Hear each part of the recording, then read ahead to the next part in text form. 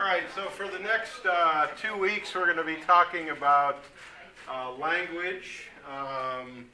So today, part 8 talks about language development, and then part 9 just talks about language per se.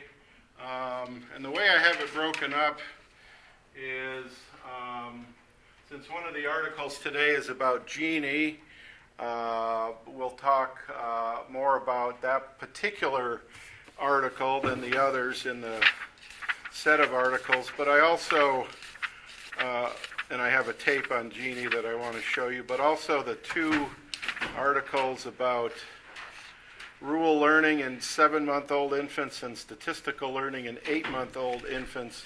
I also have some tapes about those as well. The Burko article, which is rather dense, is interesting from the perspective of it talks about how children are able to acquire grammar and rules, but we won't spend too much time on the Burko article as the others. And then next week, we'll talk about language from a more cross-species perspective.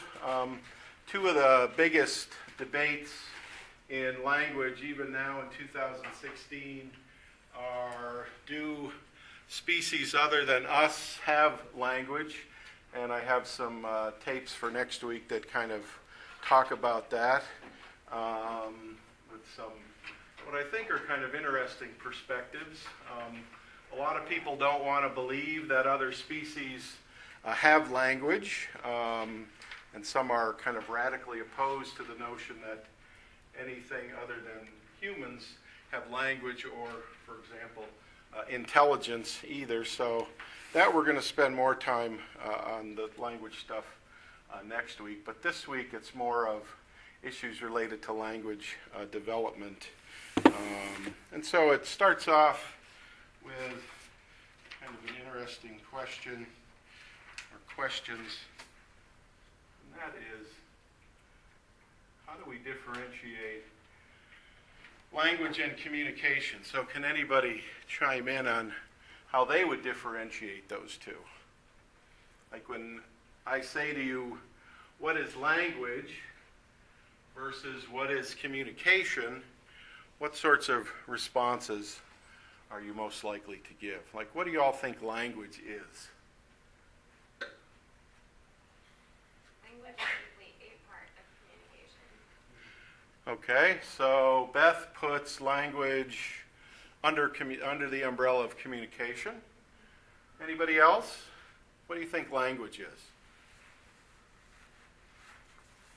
Language is just the words, and then communication is when you added like the context and the meaning. Okay. So if I go over in the corner and pee, now I'm not going to do that, so don't think I would do that. But if I went over in the corner and peed, and then I went over in this corner and peed, and I went over in that corner and that corner and peed, is that language or is that communication? Okay. So we have to distinguish the 2. We all have language. You all know what language is. You use language. It's a symbolic system whereby you put things in a certain order, i.e. syntax, i.e. grammar, and hopefully what comes out is something meaningful as compared to meaningless. But what about communication? What's communication, and how might that be different than language?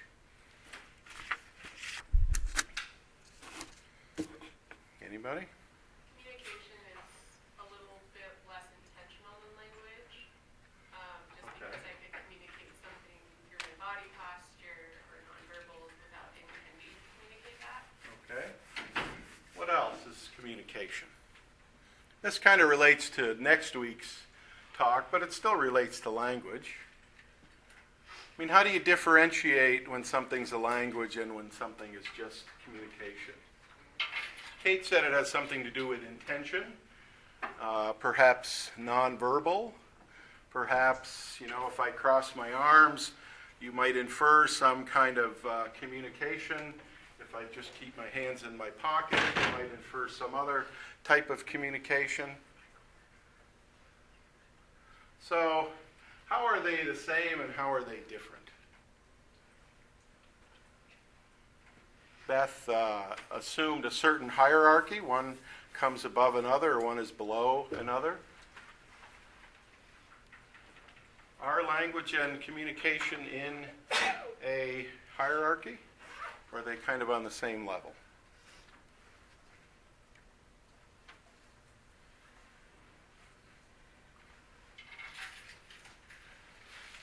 Anybody?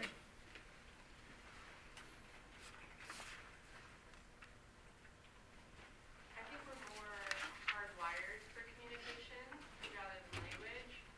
So like, for example, if I were to say something nice about someone but sound very upset when I was saying it, my automatic reaction or my emotional response is that I'm communicating that I don't actually believe what I'm saying. Okay. But my language is communicating that that garbage can is nice. Okay. It's a very nice It garbage is a can, very by the way. nice garbage can. Does a great job of I'm holding not garbage. kidding. Okay. Anybody else?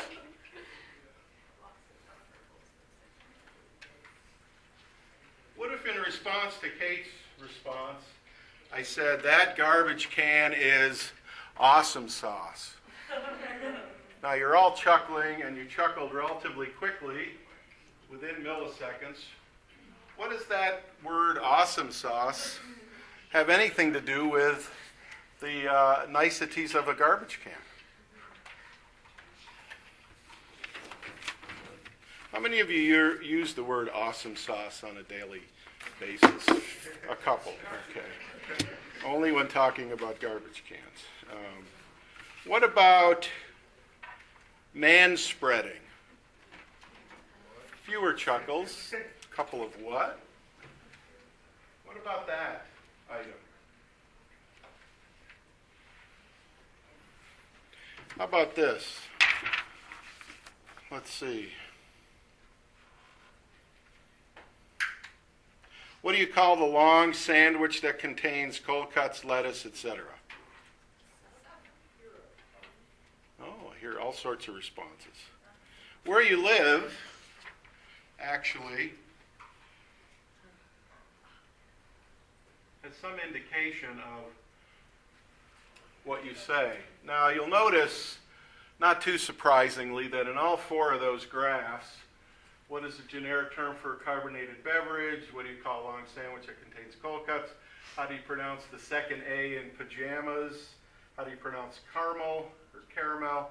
You'll notice that in all instances, except for that one perhaps, there's no representation of these words in our fair city of Grand Forks. So despite that deficit, what do you call a generic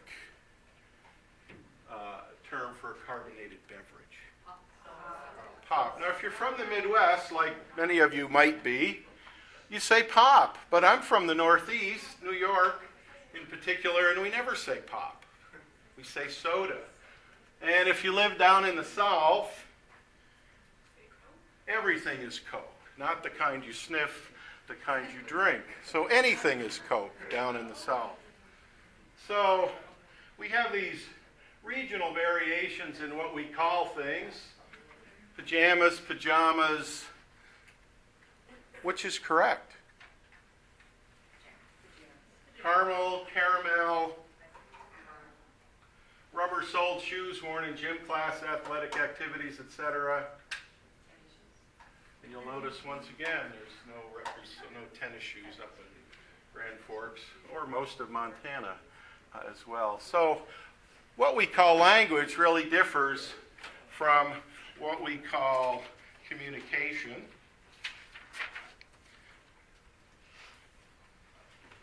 So now we come back to these two questions again. How are they same? How are they different? Is all language communication? And is all communication language? I mean, I have two cats, one male, one female, one old, one young. and they communicate with me. When our female cat is hungry, which could be any time in the 24 hours that make up a day, she will jump on our bedroom door and hang there until one of us, me, gets up and feeds her. Our male cat is too old to jump, but he'll sit in front of our bedroom door at any hour of the day, and he will meow insistently until I get up, because I'm in charge of feeding the cats in the morning, and feed him. Now, when they want to go outside, they have varying forms of communication. Our female cat will invariably tip over lights, turn pictures on the wall until they hit the ground, and then she'll look at us with those big black eyes, and that tells us it's time to take her out because she wants to go outside. So, is that language or is that communication?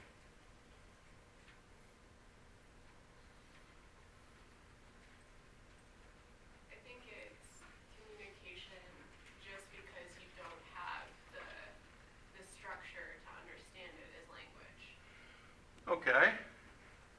But I know, and those of you who own pets, you know what your pet wants when they utter a certain sound. Our female cat has sounds for feed me, play with me, wake me up, take me outside, and as does our male cat. Very distinctive sounds, not all the same. The meow at 4:30 in the morning, which is about the time the male cat wants to eat, is very distinctive from the meow that says it's time to go outside. So there's a very, not so subtle, difference between those two utterances. Yes? I think another thing in addition to structure, like, I do think that there could be some structure of communication, but I think language is more expressive, it can expand upon meaning. Whereas Okay. communication is very short and it's very purposeful in its intent, whereas language doesn't necessarily always need to be conveying a purpose. Okay. Okay, so we have very specific differences between language and I would put language kind of at the top and then underneath it, kind of like an umbrella. One type of language is communication, but I probably wouldn't put communication up at the top where one type of communication is language. And this distinction will become more specific next week when we start to get into and cross-species differences in language. And there are some out there that say certain species of animals, non-human animals, have language. They satisfy what we will eventually call these linguistic universals. They satisfy those. If you satisfy those, we say that you have language. But if you don't satisfy those, but yet you can convey some information, usually very quickly, very concisely, with intent. I want to go outside. It's time to wake me up. I need to be fed, whatever the cat is trying to communicate to me. Those are usually much shorter, but they still contain some level of meaning. The cat doesn't meow, take me outside when they're hungry, and they don't meow, take, or feed me when they want to go outside. They have very specific types of communication devices. So they're not really the same and they're not really different. One subsumes the other. But one thing we'll see in this set of lectures and even into next week, more so into next week, is how we define language is very different than communication. Both have structure. Both have some temporal qualities to them. But language is much more specific, as we'll see in the various so-called language universals. And that's true not just in our country, but worldwide. When you look at other languages, and I don't know how many of you know a second, third, fourth, whatever kind of language. I don't know how many of you use sign language. But they all, those so-called languages, all share those language universals, whereas communication really doesn't. I mean, communication is important. We often use communication instead of language to convey some type of meaning, but one does not equal the other. And we see that specifically within our species, even as early as 6 or 7 months. Two of the articles you read for today, and I also have a video that goes along with those articles, is kind of amazing. I don't know how many of you study language per se. I've been studying language since graduate school. But these are kind of fascinating results for, infants. And for many decades in psychology, developmental psychology in particular, didn't really think little infants could do very much.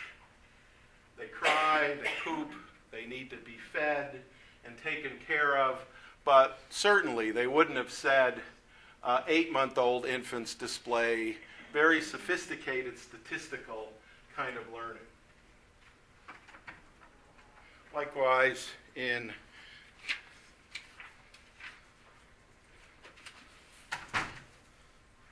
the article by Marcus et al., they come to a very similar conclusion, as does Burko in her work, that infants are very capable at a very early age, infancy, of learning rules of language, of learning rules of grammar, knowing that things go in a certain order, that in this case they can extract algebraic rules.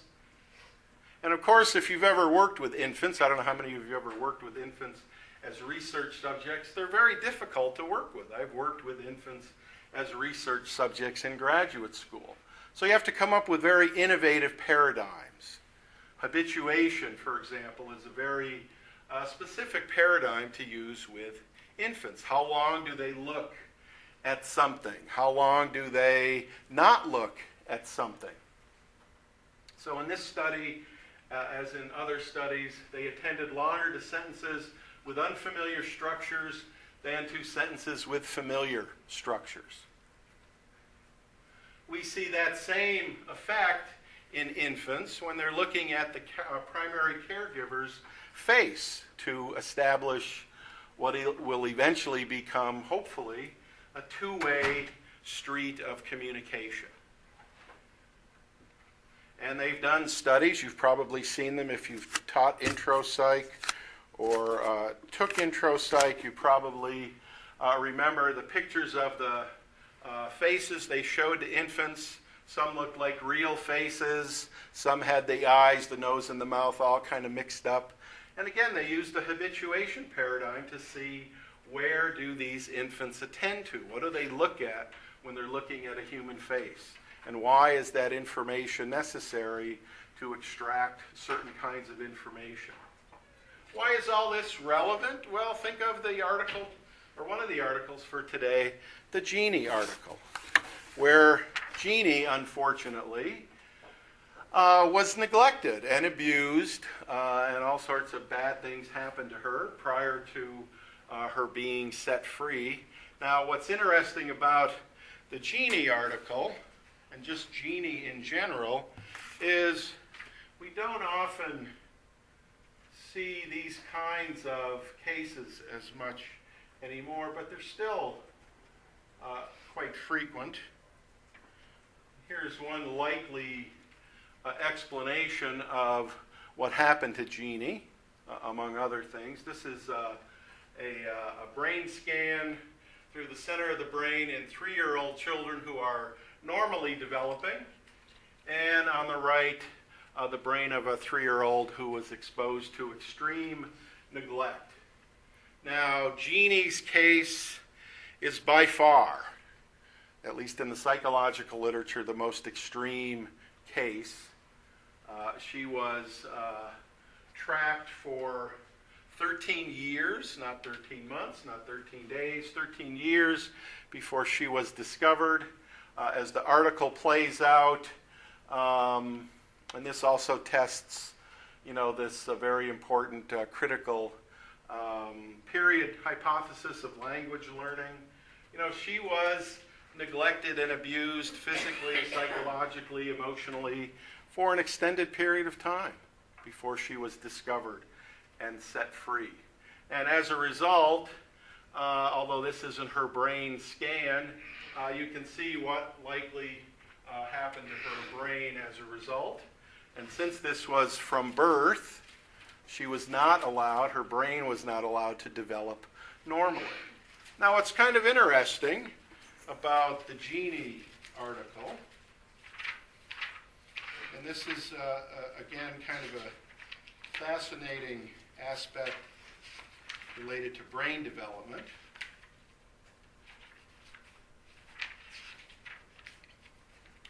What do you notice when you look at Genie's dichotic listening performance? So here's some data, not shown very well. See if I can make that look better. Well, I know one way to make it look.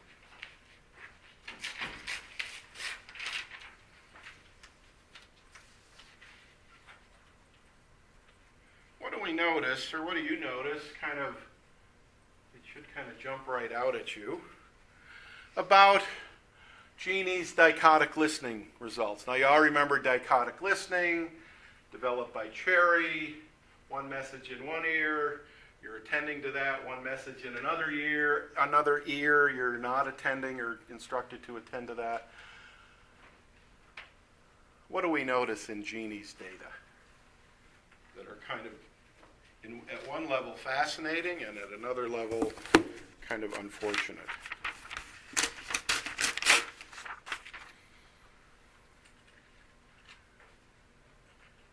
So here, on March 27th, 1972, she was tested subsequently 3 times. Her data on number correct when presented to the right ear, presented to the left ear. What do we notice? Well, the right side of our brain is stronger. If something goes in your left ear, where does it go in your brain? Goes to the right hemisphere, unless your hemispheres are cut, but hers weren't. Items that go in the right ear go to the left hemisphere, so we see very specific damage to what hemisphere?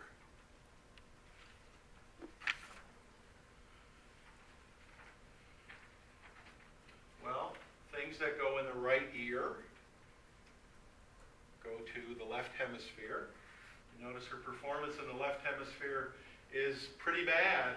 Things in the left ear go to the right hemisphere. Things there are perfect. I mean, 100%.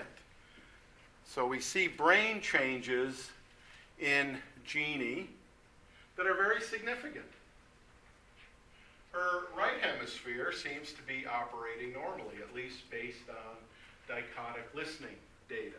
Now, although this isn't a neuropsychology class, what happens in the right hemisphere, usually? Or put another way, what happens in the left hemisphere, usually? Language seems to be localized to the left hemisphere. Although, and I probably won't show this video in here, you don't need a left hemisphere, contrary to popular belief, to speak or understand language. There are case studies of people who have had what are called hemispherectomies. Because of disease or disorder, the entire hemisphere is removed. And there are cases out there of folks with no left hemisphere at all, and the data are pretty clear. I'll just show you an MRI of the person's skull, and there's no left hemisphere, but they can communicate, and they can speak, and they can understand language. So you don't need a left hemisphere. I mean, it certainly helps, but you don't certainly need one. And in Jeannie's case, her left hemisphere is really damaged. I mean, this isn't even chance level, well below chance level. And her other data, also from the article this week, indicate, once again, here now with language, with environmental sounds, which are essentially language, we see the same deficit. But we also see the same benefit. Here are environmental sounds. 28 pairs, she gets 27 correct. Pretty good for somebody in Jeannie's case.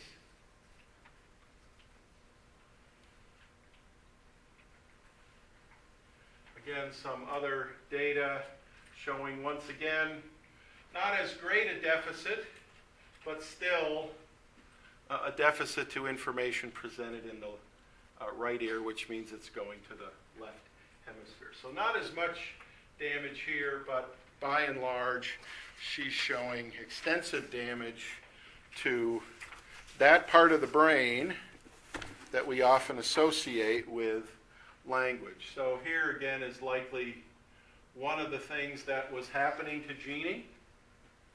Now the other issue, and you'll see this more so in the video, is there's some debate about whether Jeannie was developmentally disabled at birth. They did an experiment looking at her sleep spindles. This is physiological data, and they noted a huge deficit in those, which are usually tied back or traced back to brain damage at birth. But they were unable to conclusively prove that because, again, Jeannie was entrapped for 12, 13 years at a time. So we see what happens just when you have extreme neglect, again, physical abuse, mental abuse, psychological abuse, prolonged exposure to these trauma triggers, different physiological changes, as we'll see in the video, and as you read in the Jeannie article this week, she was physically abused. Anytime she made a sound, she was physically abused by her father. Thus, she wouldn't eat, or if she did eat, she would often throw it back up. So there are also issues of malnutrition in Jeannie's brain, and there's a whole literature of individuals who are malnutrition for whatever reason, by choice, by situation, and there are an extensive amount of cognitive declines associated with malnutrition as well. So Jeannie had a lot not going for her, but despite that, you know, she was still able to perhaps not have language, but she was still able to communicate, and you'll see this more so when we get to the video. So we need to know the differentiation between language and communication.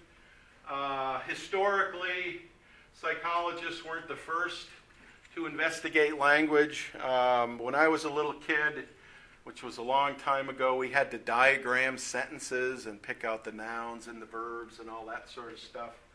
That was typically studied by linguists who weren't really interested in the psychological aspect of what language can do. So that's more of the structure of language. Psychologists, as we've talked about, are more interested in what language does either to us or to other people. So when I showed you those differing ways of calling something, not only do we see regional differences, we might even see individual differences within and across different people. So the marrying of these two is what eventually became known as psycholinguistics. This also hinges on the debate about, is language innate? To some extent it is. Some people buy into the argument that there is a language device in the brain that kicks in at about 2-3 months of age. Again, this is in normally developing children. So Again, if you remember from the 2 additional articles for this week about infants having statistical learning by 8 months and rule learning by 7 months, that all falls onto the side of language being innate as opposed to language being learned. But language can also be learned. Those of you who are bilingual, trilingual, quadrilingual, that's also related to that as well.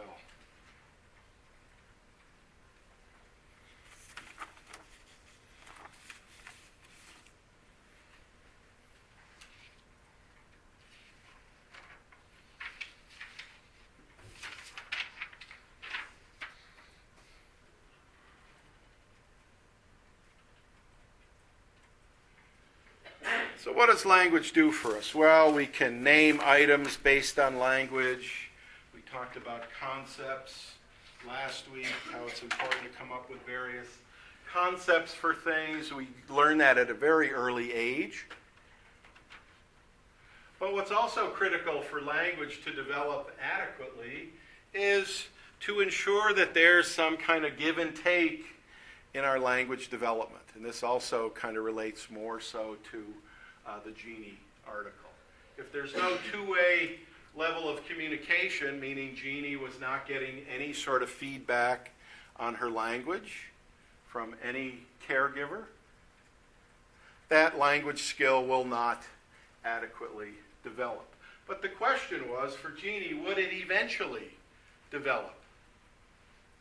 You know, what's intriguing about Jeannie's case is that had they not found her, or had something happened to her in those intervening 13 years that would have prevented her from being discovered, would we know this about language? Would this attempt to settle the debate, the ongoing debate about language as it relates to this so-called critical period hypothesis?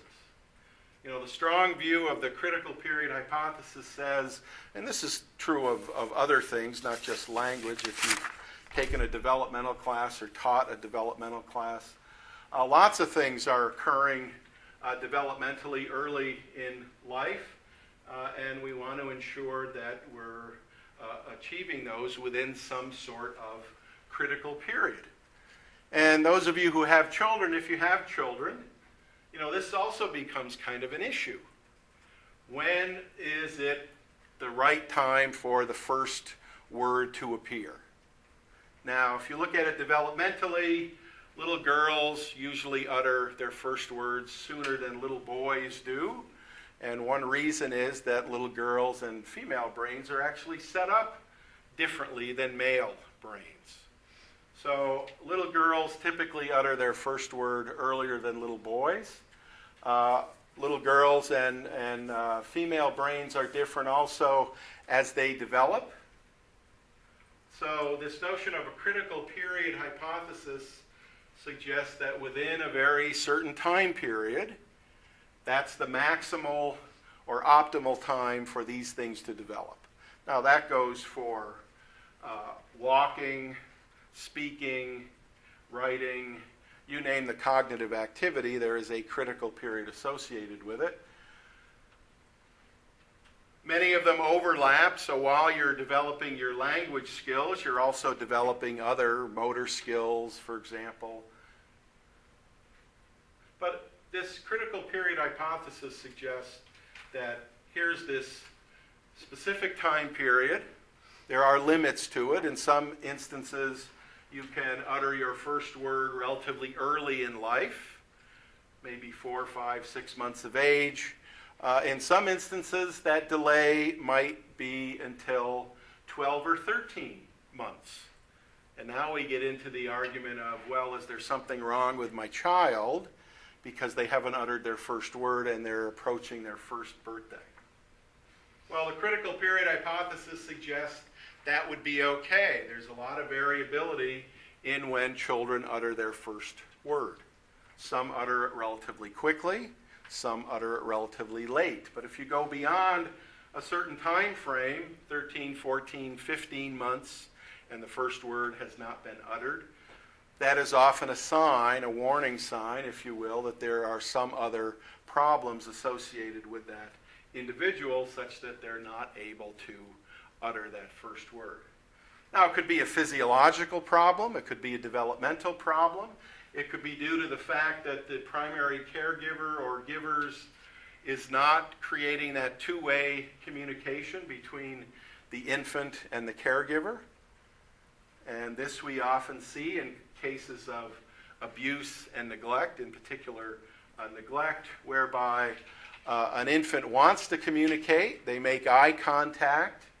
They're pre-literate, so eye contact and physical gestures often precede language and words, but there's no corresponding individual on the other side or the other way in the two-way communication to engage that child. So there are cases where it's not a physiological deficit, it's not a developmental deficit, it's more of kind of a social deficit. We see this often in a group of individuals who might have postpartum depression, whereby now they've shut off all channels of communication with the developing child. So this gets at issues relevant to the Gini study, but also to other components of how we learn language.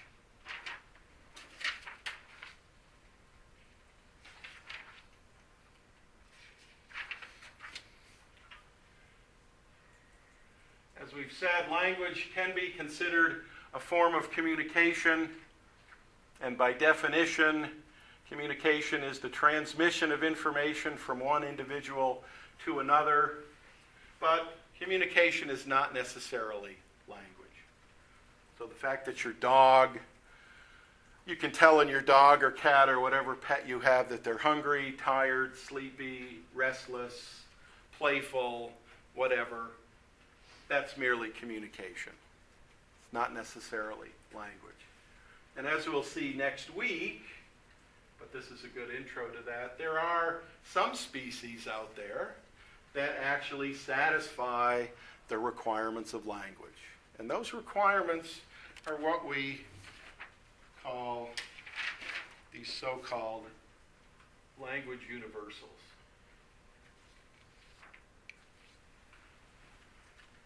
Now, these are in no order of importance. They're all critical for saying this thing or this person has language.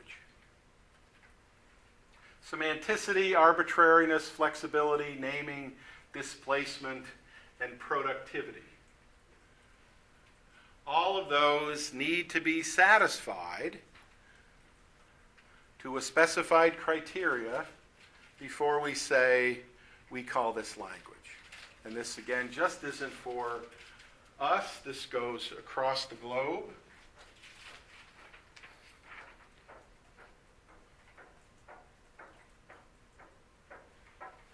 And like intelligence, that's another kind of hotly debated topic along this domain. But like intelligence, some say it's language that separates us from other species. Now, the closest species to exhibit nearly all of those language universals are a species of chimpanzee and a species of monkey that show very convincingly through very strict and regimented tests and experimental procedures, they show these language universals. But there are also other species that seem to come relatively close. Dolphins, for example, have been shown to display certain characteristics of language. Honeybees have been shown to display certain characteristics of language.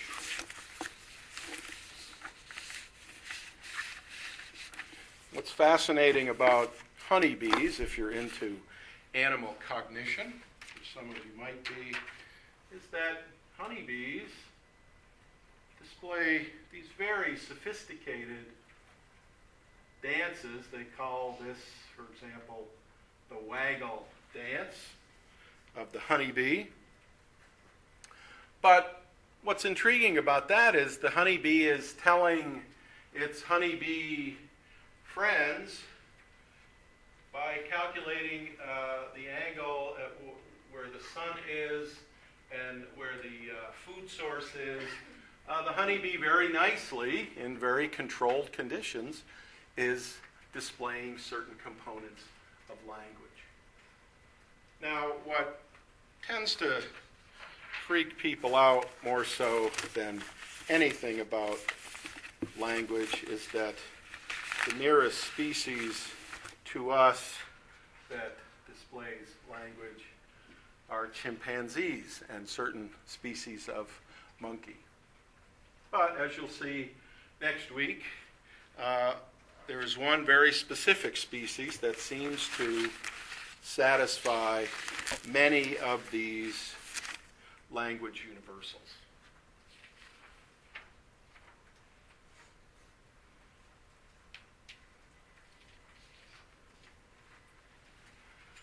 So these universals set us apart, not the fact that my cat signals me to wake her up at a certain time for food. That probably wouldn't fall into this language universal category.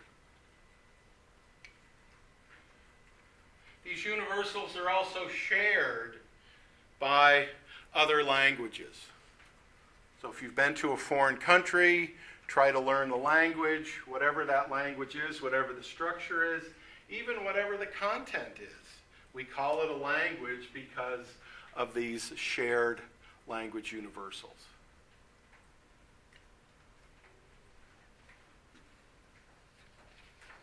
And as I mentioned, there are several of these. Semanticity, coming from the word semantic or coming from the word meaning, simply relates to the sounds that we make often carry some type of meaning. And the concept dog, in your concept of dog somewhere stored, are sounds that dogs make. And it might even be specifically to different kinds of dogs. This dog makes this sound, this dog makes that sound. We can differentiate dogs or cats or whatever based on the sounds that they make. We also have what are called paralinguistic sounds. I tell a joke, you groan because it's like all the jokes I tell. That's a very paralinguistic sound. It's very context specific. The groan only makes sense in a very specific context.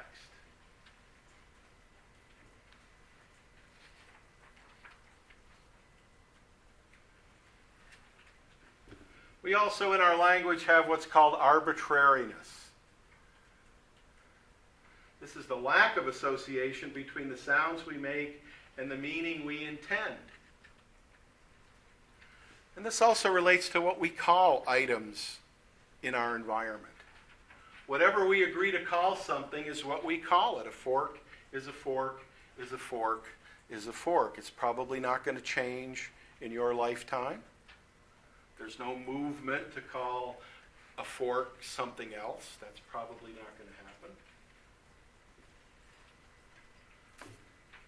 So a cat meows, we say that's the sound that the cat makes, but we could arbitrarily change that if we wanted to. We often don't do that because changing language arbitrarily would result in all sorts of problems. We'd have to relearn certain definitions.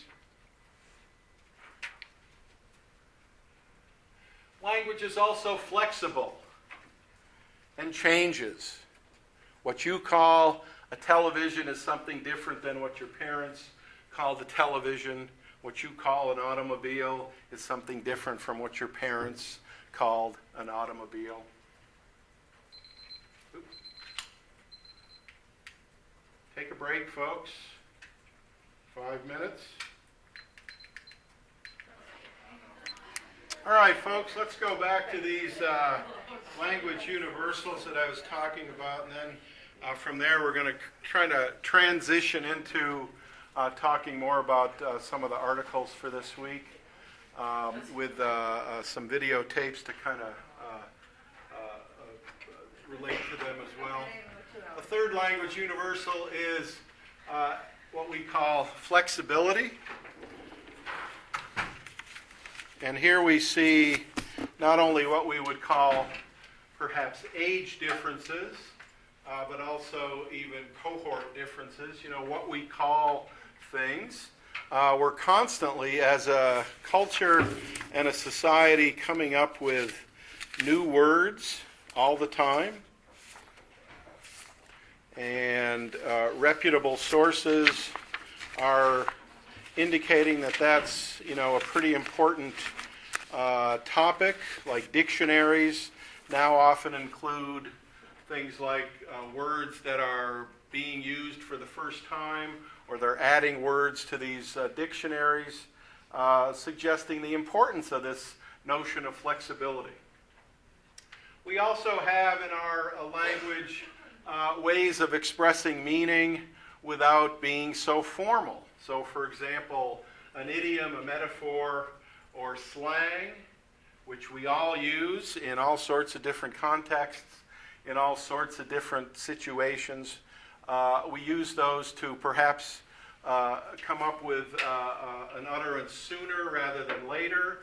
And here are some examples. These, if you know who George Carlin is, or if you don't, you can simply Google him. He was kind of at the forefront back in the 60s and 70s about, what words can you say on television? Or what words shouldn't you ever say on television? Now, he and other comedians and other folks were kind of pushing the envelope related to the First Amendment. What is allowable to say? And back then, you couldn't say these words on TV. I'm sure you can't say them now on TV. But the point was, it relates to this universal of flexibility.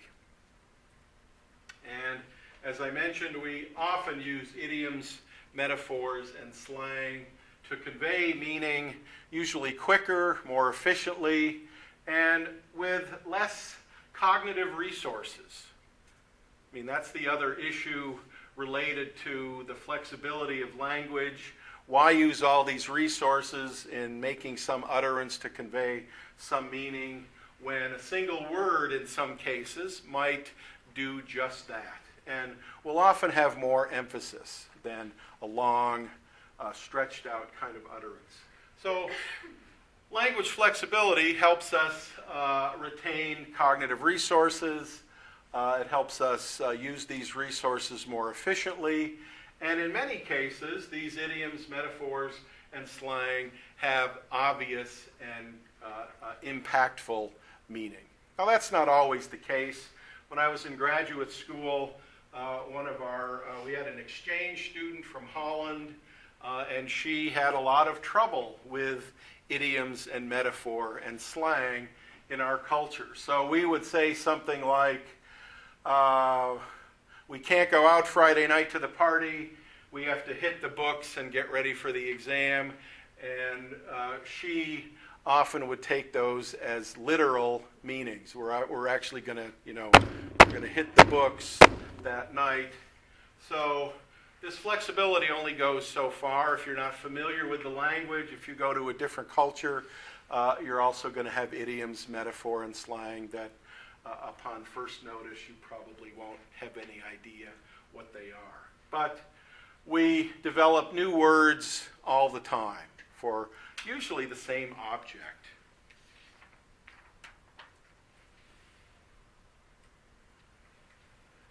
That's also true of the universal called naming. We often apply a name to something we see or hear. Why would we do that? Well, think back to the categorization lectures and the concept lectures. We're going to name everything that we possibly can. This is also true when advertisers come up with so-called new products, even though they're really not new to begin with. One classic example was when they took Coke, the drink Coke, and sales were slumping, and so the executives at Coke said, why don't we call it New Coke? We'll market it as New Coke. And there was a huge backlash from people who drank regular old Coke. They didn't want New Coke, they wanted the same old Coke. But the idea was you could name the same product any number of different ways. Same is true with things like CDs or microwaves. I don't even think they have Walkmans anymore, but when those came out in the 1970s and 1980s, those were all the rage. Everybody had a Walkman. They'd probably call them walk persons these days. But it also relates to other aspects related to advertising. You know, advertisers want you to remember their product. They want you to buy their product time and time and time again. And the example I often use is when you go to the store, there are often many, many types of the same thing. Why do we need so many different kinds of, for example, cookies? Well, it gets to this issue of, at least for these language universals, we can name anything, pretty much anything we want to name, even if it's the same basic product. Displacement, and as you'll see next week, this is what really surprised animal researchers when they showed in some species this idea of displacement, whereby you can talk about or think about the past, the present, and the future. I mean, we do this so routinely, we're often not aware of it. So when you show a different species talking about a past event, or having a memory of a past event, or talking about future events. I'm going to go to the circus next week. You know, you haven't gone to the circus. Maybe it's your first time to the circus, but you're employing the universal of displacement. And there are very few species that show that particular universal, whereby they can think about things that have happened in the past. They can think about things that will possibly happen in the future, and they can also think about things that are happening at this very moment. And then the final one is what we call productivity. This also separates us from a lot of other species in that we create, produce, and generate new messages all the time. And we can convey a very simple message in a multitude of different ways. If you leave lecture today and go out to your car and you have a flat tire, and you didn't have one when you drove in, you might say, oh my gosh, I have a flat tire. Now what am I going to do? I would bet dollars to donuts that you probably wouldn't say that. Either if you were alone or if you were with a group of your friends. You probably would utter a single word, one syllable, 4 letters, that immediately conveys the same amount of information. But look at how many syllables you've saved. Look at how many cognitive resources you've saved. Look at how you're displaying very nicely so-called cognitive economy. You do it all the time. But our language is this notion of productivity because we have a finite set of elements or rules, number of letters, number of phonemes, that can produce an infinite number of utterances. We call this infinite generativity. Chances are you may utter a sentence today that you will never utter again in your lifetime. Or you may write a sentence today that you may never write again in your lifetime. That relates to the productivity aspect of language. So all of these universals are supposedly what set us apart from other species.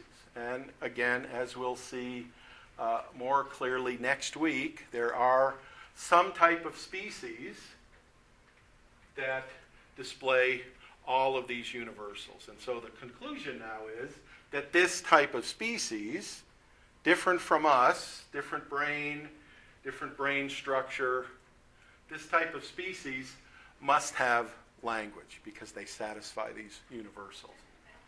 Now, what's also interesting, and again, you'll see this more clearly next week, is a type of language, mathematics. I mean, if you think about it, math is very similar to language, as is music. It's a set of symbols put in a certain way that create some type of meaning. Well, you'll also see next week in a different species, also from the monkey family, that their skills with mathematics are quite good. That is, they show very, not so rudimentary, very complex mathematical skills. Like I said, we can also consider math a language, just like we can consider music a language. So we have these universals that we need to satisfy for a language. What I want to talk about now are these articles from what we read this week. Yes, Beth. So were you saying that there are some species that do display displacement, Yep. but very few? Yep. It's very rare, and the video I'll show you next week has it and shows it, and those who study language say that, that is a good sign of displacement. We don't see it in other types of species, or at least tests haven't been developed to produce that in other kinds of species. But the data from certain species of monkey and chimpanzee are, as you'll see, pretty compelling. Now, whether or not you believe it or not, that's totally up to you. Other questions on the universals? Just remember, you have to satisfy all of them. All right, what I want to do now is, again, just kind of go back to one of the, or two of the articles that we read for this week. The first one, the statistical learning in 8-month-old infants. And a lot of this article and the one in 7-month-old infants and the Genie article also relate a lot to the questions that some of you have turned in for this week. That is, can you overcome deficits in not only brain structure, but things that happen early in life to kind of eventually produce these kinds of results? What's interesting about this particular paper and the other paper is that the subjects they're testing are what we would call normally developing individuals. They're free of disease, free of disorder, but we all know that lots of things can happen to 8-month-old and 7-month-old infants, Genie being the extreme case, but things that can happen from an environmental perspective or a genetic perspective that may preclude them from ultimately learning these statistical rules. But at least in this paper, these individuals only needed 2 minutes of exposure. So again, a very kind of interesting result that we often, at least until recently, wouldn't associate with infancy at all. That within a 2-minute exposure duration, these infants were able to learn statistically about certain computations related to cognition. And also in the Marcus et al. Paper, we see a very similar kind of process occurring. Here they used an artificial language, but nonetheless, these 7-month-old infants were able to, by 7 months, extract abstract algebraic rules and use them in their language abilities. So by 7 or 8 months of age, a lot is happening to the infant brain that relates to language expression. This article also even gets into issues related to mathematical ability, which is also a rule-governed kind of behavior. And now what I'd like to show you is kind of a recent update to some of these articles.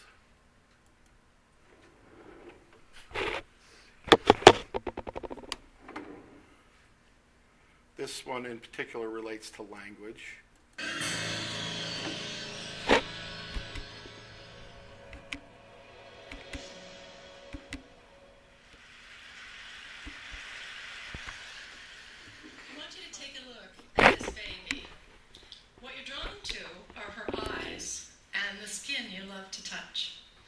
But today I'm going to talk to you about something you can't see.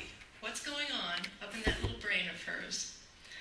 The modern tools of neuroscience are demonstrating to us that what's going on up there is nothing short of rocket science.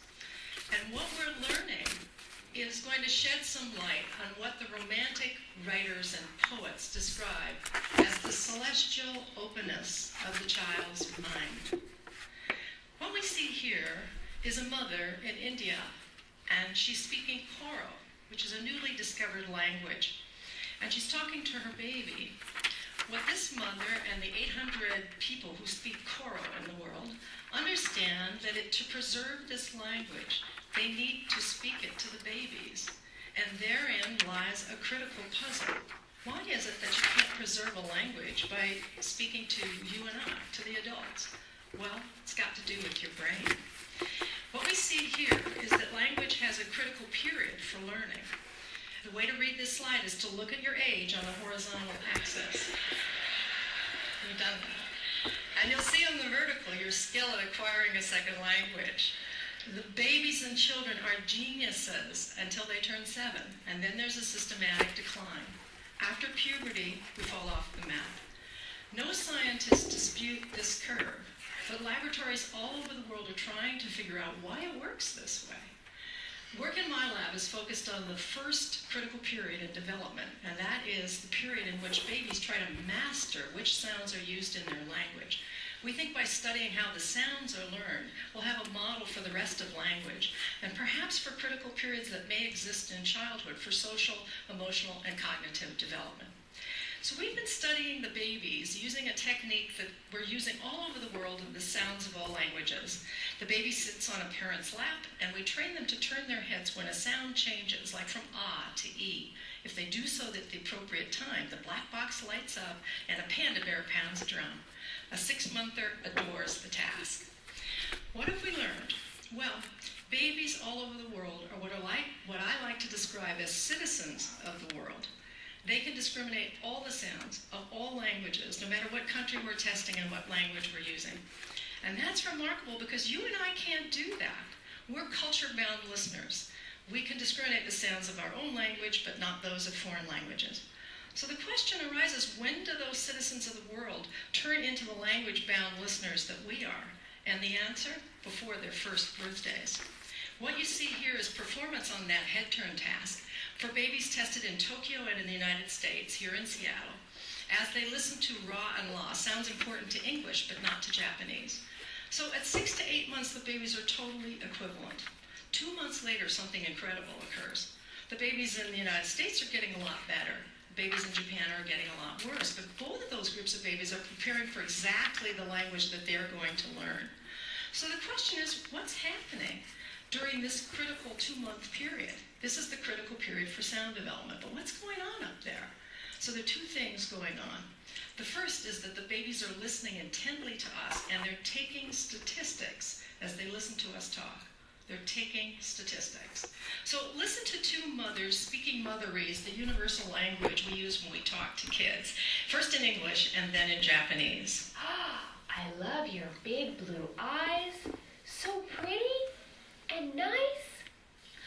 うわー、大きな茶色いお目目。そして綺麗な黒い髪。 During the production of speech, when babies listen, what they're doing is taking statistics on the language that they hear. And those distributions grow.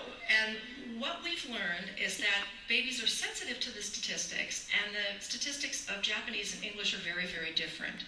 English has a lot of R's and L's, the distribution shows. And the distribution of Japanese is totally different, where we see a group of intermediate sounds, which is known as the Japanese R. So babies absorb the statistics of the language, and it changes their brains. It changes them from the citizens of the world to the culture-bound listeners that we are. But we as adults are no longer absorbing those statistics. We're governed by the representations in memory that were formed early in development. So what we're seeing here is changing our models of what the critical period is about. We're arguing from a mathematical standpoint that the learning of language material may slow down when our distribution is stabilized. It's raising lots of questions about bilingual people. Bilinguals must keep two sets of statistics in mind at once and flip between them, one after the other, depending on who they're speaking to. So we asked ourselves, can the babies take statistics on a brand new language? And we tested this by exposing American babies who'd never heard a second language to Mandarin for the first time during the critical period.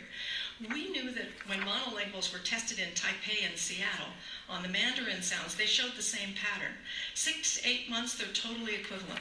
2 months later, something incredible happens. But the Taiwanese babies are getting better, not the American babies. What we did was expose American babies during this period to Mandarin. It was like having Mandarin relatives come and visit for a month and move into your house and talk to the babies for 12 sessions. Here's what it looked like in the laboratory. 发生了什么事情哦？小小熊七七在这里，一个绿色的圈圈，绿色的圈圈，绿色的圈圈，转一下，转一圈，嘿，一圈，再一次哦，转二三。 So what have we done to their little brains?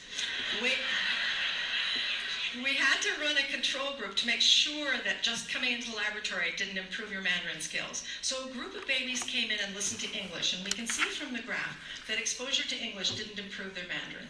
But look what happened to the babies exposed to Mandarin for 12 sessions. They were as good as the babies in Taiwan who'd been listening for 10 and a half months. What it demonstrated is that babies take statistics on a new language. Whatever you put in front of them, they'll take statistics on. But we wondered what role the human being played in this learning exercise. So we ran another group of babies in which the kids get the same dosage, the same 12 sessions, but over a television set. And another group of babies who had just audio exposure and looked at a teddy bear on the screen. What did we do to their brains? What you see here is the audio result, no learning whatsoever, and the video result, no learning whatsoever. It takes a human being for babies to take their statistics. The social brain is controlling when the babies are taking their statistics. We want to get inside the brain and see this thing happening as babies are in front of televisions as opposed to in front of human beings. Thankfully, we have a new machine, magnetoencephalography, that allows us to do this. It looks like a hairdryer from Mars, but it's completely safe, completely non-invasive, and silent.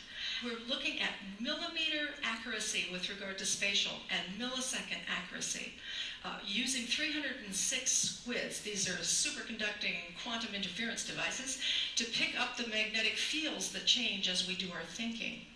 We're the first in the world to record babies in an MEG machine while they are learning. So this is little Emma. She's a 6-monther, and she's listening to various languages in the earphones that are in her ears. You can see she can move around. We're tracking her head with little pellets in a cap, so she's free to move, completely unconstrained. It's a technical tour de force. What are we seeing? We're seeing the baby brain as the baby hears a word in her language. The auditory areas light up, and then subsequently areas surrounding it that we think are related to coherence, getting the brain coordinated with its different areas, and causality, one brain area causing another to activate. We are embarking on a grand and golden age of knowledge about the child's brain development. We're going to be able to see a child's brain as they experience an emotion, as they learn to speak and read, as they solve a math problem, as they have an idea. And we're going to be able to invent brain-based interventions for children who have difficulty learning. just as the poets and writers described. We're going to be able to see, I think, that wondrous openness, utter and complete openness of the mind of a child. In investigating the child's brain, we're going to uncover deep truths about what it means to be human. And in the process, we may be able to help keep our own minds open to learning for our entire lives. Thank you.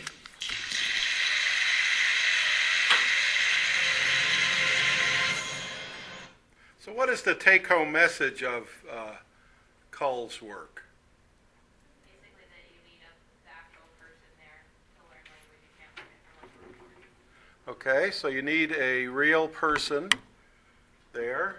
That assists in this two-way communication issue that I talked about earlier. So an infant makes a response, an infant looks at you. They can't make a verbal response, but they can look at you with their eyes. So the eye movement patterns are pretty critical, but there's got to be somebody, not something, somebody on the other end that can reciprocate with them. What else does that video tell us about language that relates to those two relatively short articles we read for this week?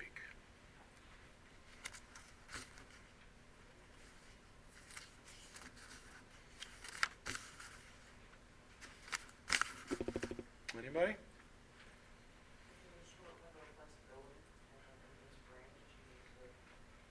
Okay, there's a short window, a critical period, if you will, when that's the maximal time this can happen. Now, it could happen a little earlier. You know, there are these so-called precocious children. Maybe you were a precocious child. You uttered your first word earlier than what would be expected.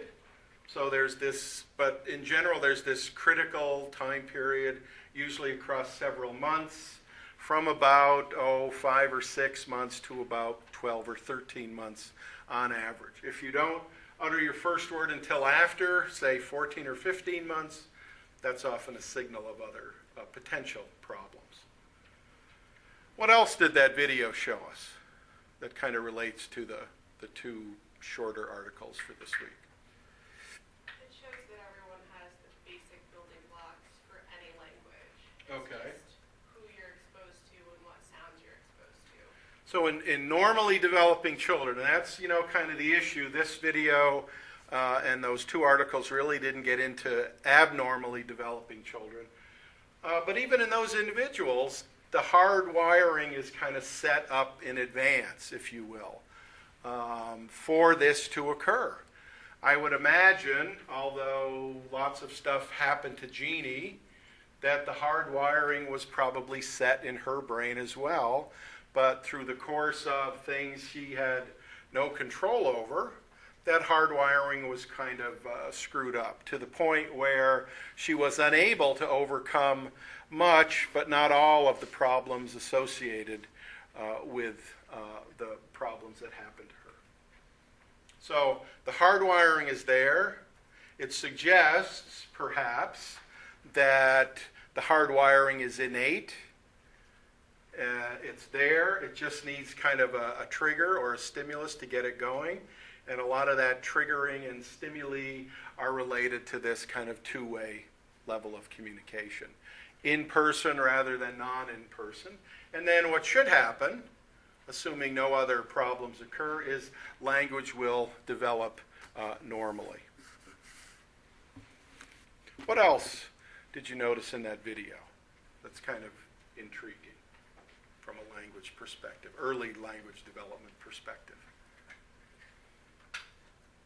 Anybody? Kate kind of touched upon it a little bit. Yes? I don't know if this is what you're alluding to, but I think it was really interesting how babies who had been spoken in the Japanese for the first 10 months of their life, that the babies who only got 12 sessions of Japanese performed as well as they did. Mm-hmm. So I thought that was kind of interesting that even though they were exposed to it more, that there was similar performance needed for just a full session. Right, and that relates to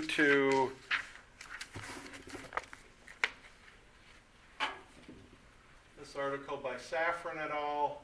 In particular, these infants were able to segment words correctly, was based on statistical learning only from 2 minutes of exposure. That's pretty significant within a 2-minute time frame as compared to a 12-session time frame. For example, a 2-minute time frame, these infants had access to powerful mechanisms for the computation of these statistical equations and properties of language. So again, also relating to this notion of a critical period. Now, the case of Jeannie, however, gets at the issue of what if you're devoid of this critical period? Now, again, Jeannie's is the most extreme case, but there are other cases out there, they crop up from time to time, of the same exact situation. A child is abused, a child is neglected, the intervention is not as quick as it could be, or other factors. How are their language abilities impacted? Would they be as impacted as Jeannie's, for example? Well, if, again, you look back at Jeannie's data, despite the problems she had,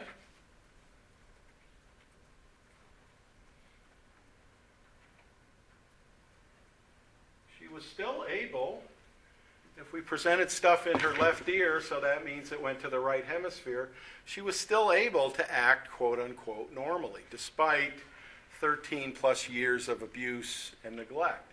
That's significant because it suggests what? And we've talked about this concept already in the course, but what does that suggest about Jeannie's brain?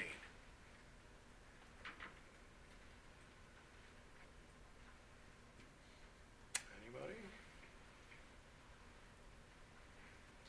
Well, it suggests that her brain also displays this notion of dissociation. So you present stuff in the left ear, she does as well. I mean, perfect. Talk about perfect. She's perfect, 100%. No errors.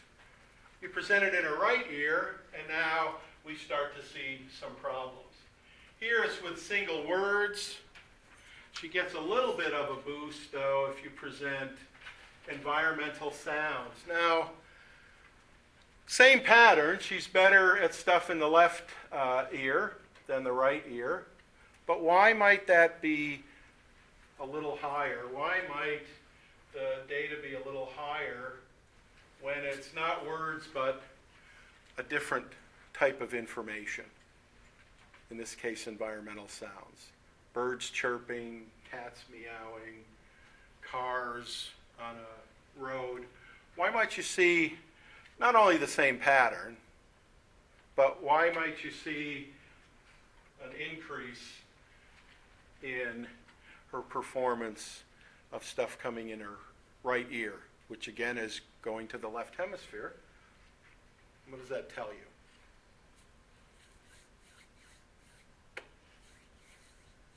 Anybody? Those things aren't so dependent on the 2-8 or on that. Okay, that's getting there. What else? It also removes the idea of semantics. If you're listening to a bird sound, you don't have to think about what it means. You just Okay. have to know that it's a bird sound. Okay. So different modality, or not different modalities, different modes of information, when it's more taxing, like words, where you now have to understand the meaning, performance is terrible. Bottom of the barrel, very bad, way less than chance. But now you remove that problem, or you remove that aspect of it, now it's just environmental sounds. You eliminate some of the cognitive attentional resources. This is also significant in Jeannie, not because she did very well with stuff in left ear. So it seems like her right hemisphere is okay, at least based on these results. It also suggests that parts of her left hemisphere are also okay. Contemplating and listening to and responding to sounds is a little bit different than contemplating and listening to words. Different areas of the brain are going to be maximally activated. So her extreme form of abuse and neglect seem to do more damage to that part of the brain that's responsible for words, linguistic words, letters, sounds perhaps too, but when you get out of that domain, you free up some attentional resources. Now, she still didn't do very well. I mean, basically, that's what, a D plus? She didn't do as well compared to items in the left ear, but she did substantially better when you took away some of that attentional processing necessary. Same type of task, same dichotic listening task. Pay attention to this ear, don't pay attention to that ear. So clearly she can do the task, but depending on the type of stimuli, you're also going to show a dissociation not only within each of her hemispheres, one responds much better than the other, but within the left hemisphere, we also see this idea of a dissociation. All right, what I want to do now is show you a tape on Jeannie. Now, this tape goes a little bit longer than the previous tape. It's probably going to take us to the end of the class, which, as you know, is not 11:45 anymore. It's 11:30. So, do you want to take a break now and watch the tape, or just watch the tape and then go? Let me know. Break now or tape? Break now or tape? Who wants to take a break? Sorry, Beth. All right. We'll watch the tape. So I know you wanted 2 breaks, but we have to be flexible. So.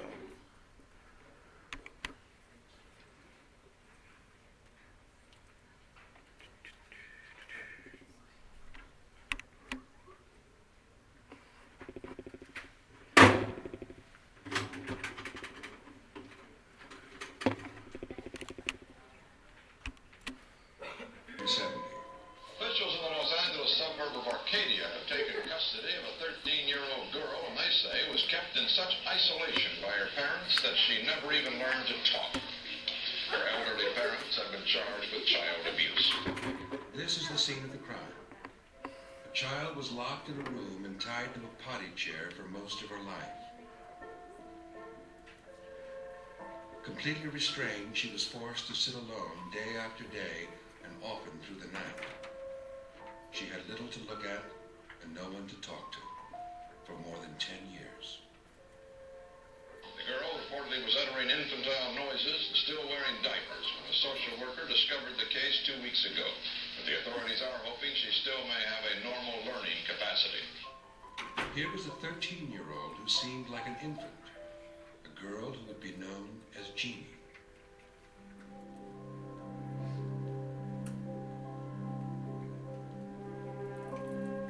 Jeannie was taken to Children's Hospital in Los Angeles, where she immediately won the hearts of doctors and scientists.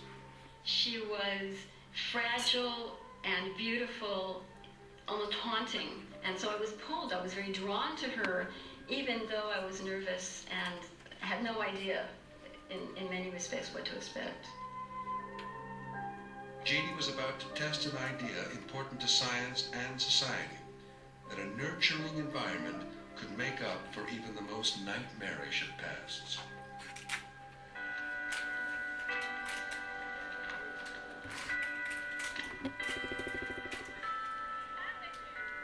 If you make up a sentence in your head or write it down and it has, say, 10, 12 words in it, chances are you can listen for the rest of your life for someone else to say the sentence. You can go to the library. Here at UCLA, Susan Curtis teaches students about a crucial human trait, the ability to learn language. And chances are you will never come across that sentence. So what I want to do now. The students begin their study through a famous case. The case name is Jeannie. This is not this person's real name, but when we think about what a genie is a creature that comes out of a bottle or whatever, but emerges into human society past childhood, and we assume that it really isn't a creature that had a human childhood. Susan Curtis has a special connection to the story she's telling. 20 years ago, she was asked to join a team working to rehabilitate Jeannie. I was literally at the right place at the right time. I was a new graduate student interested in language acquisition, unencumbered by family ties or responsibilities, and they asked me if I would be interested. When Curtis first joined the case, Jeannie had a strange bunny walk and other almost inhuman characteristics. Jeannie constantly spat. She sniffed and clawed. She barely spoke or made any noises. The indications are that she was beaten for making noise and consequently had learned basically not to vocalize. And she really didn't vocalize very much at all. When I first met her, she was silent most of the time. Jeannie also received daily visits at Children's Hospital from James Kent, her psychologist. Kent recalls first meeting his new patient. I was captivated by her. I was not the last person to become captivated by her.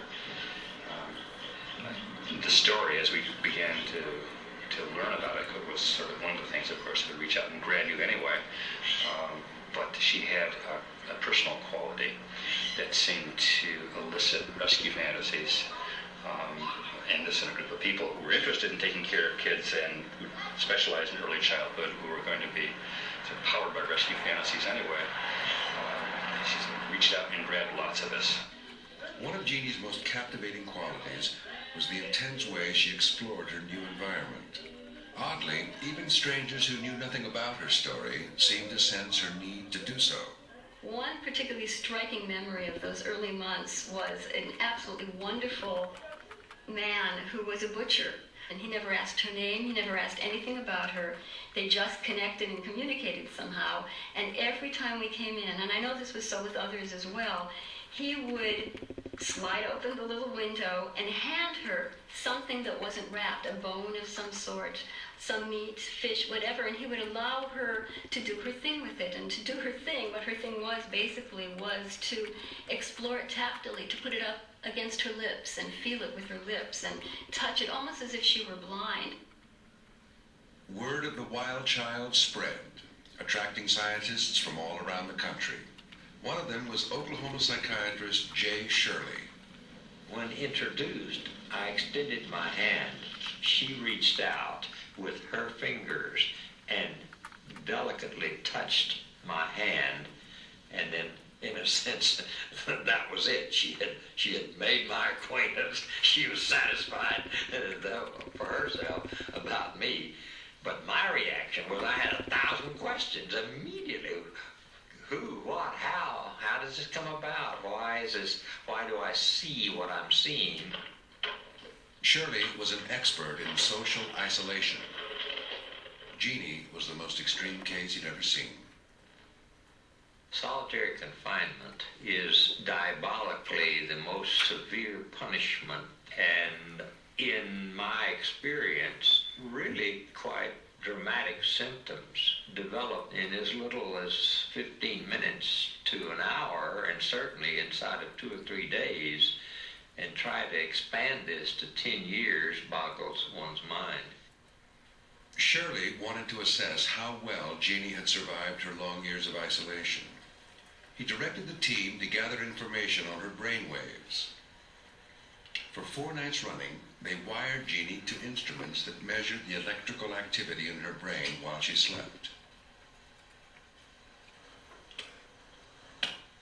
What they found was an unusually high number of so-called sleep spindles, the dense bunching patterns that look like spindles on a spinning machine. This was an abnormal brainwave pattern. The sleep studies raised a question that would puzzle the Jeannie team for years. Was Jeannie brain damaged from her years of abuse, or had she been retarded from birth? When Jeannie was a baby, her father apparently decided she was retarded. He insisted on keeping her isolated because of that. Authorities pieced together these few facts in the early weeks. Jeannie's strange family circumstances made it hard to learn more. Jeannie's Jeannie's mother, weak and nearly blind, claimed that she too had been a victim of her domineering husband. Jeannie's father, shortly after authorities discovered Jeannie, shot and killed himself. The suicide only added to the interest in Jeannie's case. She was a prized patient, and in the months to come, the number of visiting scientists increased. Jeannie's new celebrity status marked the beginning of a debate that would intensify over time. How should her case be handled? James Kent's plan was the first to be adopted. He believed Jeannie could get better if she were allowed to form relationships, and he was encouraged when she started to do so. Up until one particular day, Jeannie didn't seem to respond in any special way to my coming or going at the end of our session. Then one day when I left, her expression changed from sort of happy to sad, to indicate that there was some sadness in the separation for her. And it was the first indication that I had that we were beginning to form this relationship. I thought as long as she had the capacity to form attachment, she had the capacity to learn, she had the capacity to get better. By the end of May, something had happened to add to the hopes for Jeannie's future. It was a breakthrough that everyone had waited for. It was captured on videotape by Jean Butler, Jeannie's special education teacher. Here, in a classroom at Children's Hospital, Butler is teaching Jeannie to tie her own shoes. Butler is about to tell Jeannie, "You do it, and we can tell Dr. Kent what you can do." Listen to Jeannie's reaction. Then we can look how that we can. Dr. Kent, huh? Jeannie said the word doctor. Right there it says that, doesn't it? Dr. Kent. It was one of more than 100 words she knew by that spring. Listen to another. She was difficult to understand, but Jeannie was repeating words. Jeannie was beginning to talk. I could tell, as all of us could, just looking at her, that there was a lot to Jeannie, and that what we had to do was to make sure we gave her opportunities to express, find a way to take what was latent and express it, or somehow then, acquire it, because the potential just seemed so great.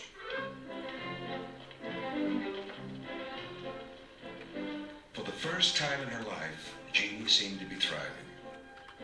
Her mental and physical growth since coming to Children's Hospital was obvious. Jeannie's progress gave birth to a daring hope. She might fully recover, and science might learn how. Her doctors even publicly predicted success. Their confidence was an eerie echo of a moment from the past, an echo of another case like Jeannie's that preceded hers by nearly 200 years. The case began in 1800, when citizens of this region in southern France discovered a remarkable creature who had crept out of the nearby forest. He was animal in behavior, human in form, mute and naked.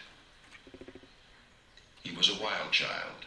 He would be known as Victor, and this statue would be erected to mark his entry into civilization.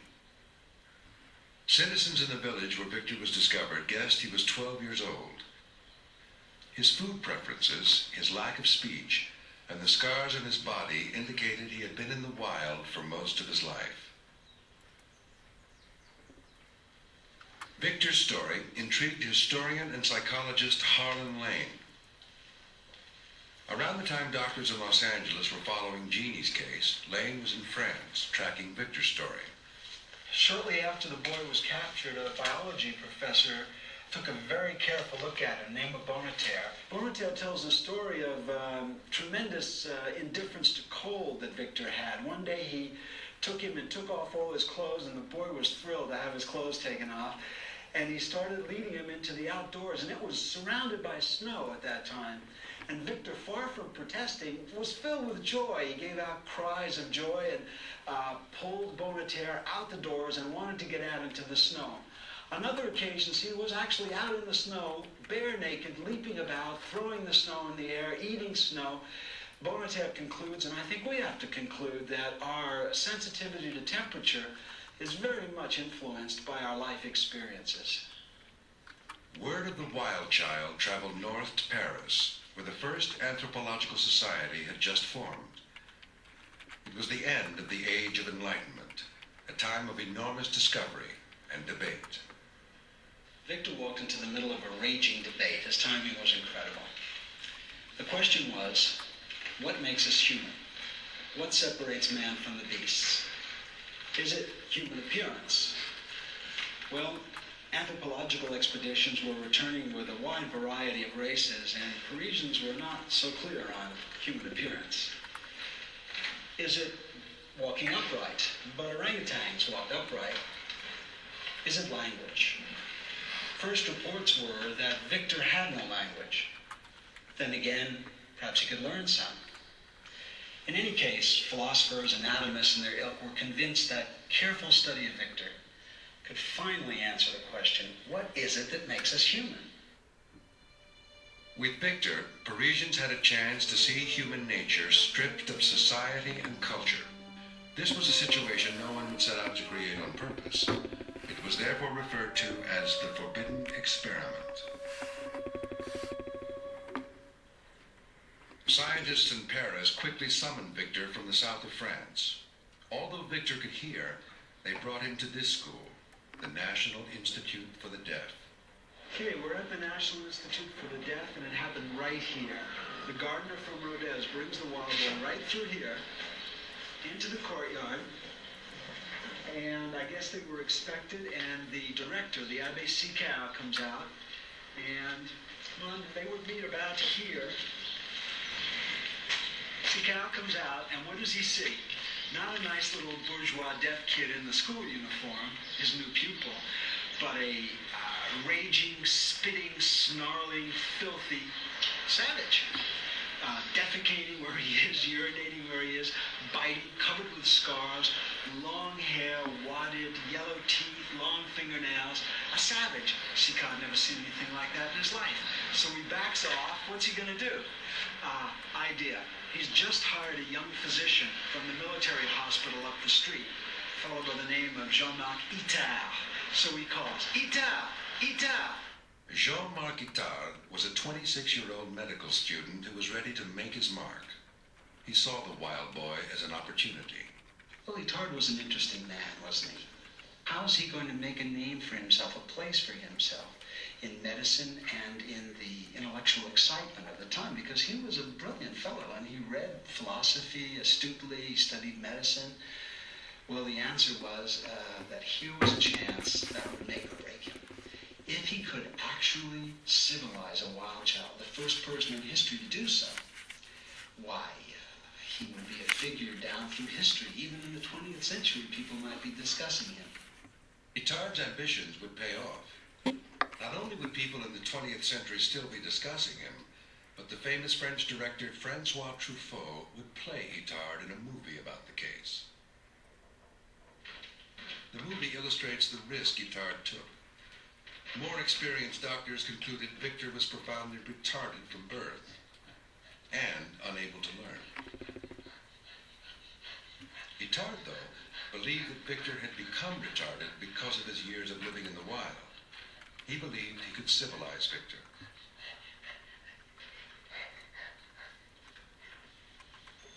Itard's diary of his work with Victor makes this one of the most documented cases of wild children throughout history. In fact, the diary served as the basis for Truffaut's movie called The Wild Child.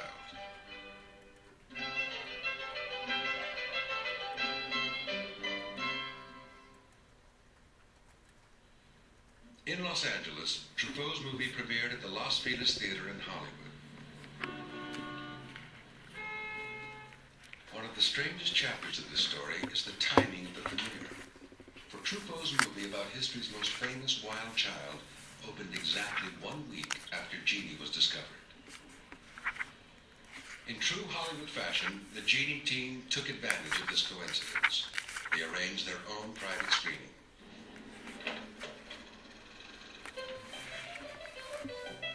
In charge of this event was Hospital Chief of Psychiatry Howard Hansen.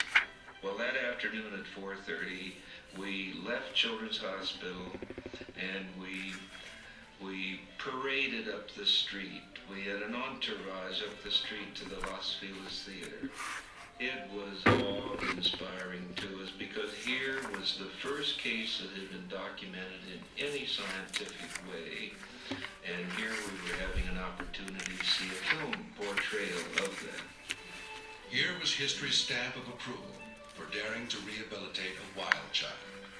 Itar inspired everyone at the screen.